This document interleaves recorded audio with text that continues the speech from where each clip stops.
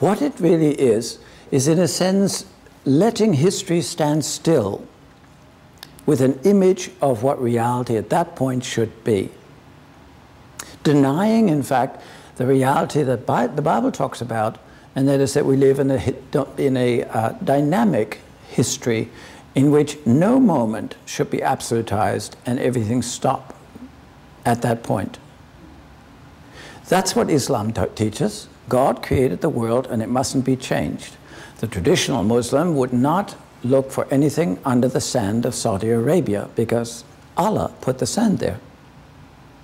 It is Western companies that, through their geological studies, as well as the need for energy in the form of light and then to drive motors, looked for oil and found it.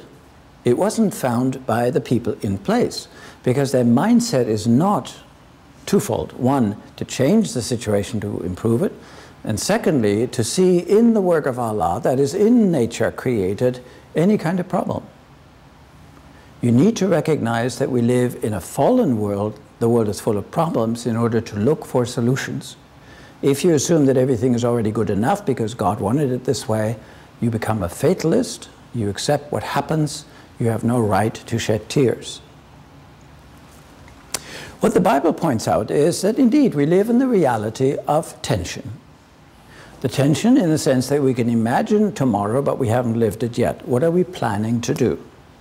We go to school, we learn, we take time, we discuss, we look on the internet and we find out and we see what is possible. And on that basis, we're enterprising, we invent, we innovate, we complain and let the other person argue back. And so over in the long process, we improve a situation.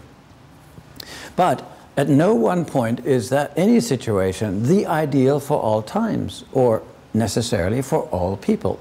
And that's part of the dynamic of God creating in 6 days and saying, now Adam, you go on, there's a 7th, 8th, 9th, 10th, millionth, whatever day, and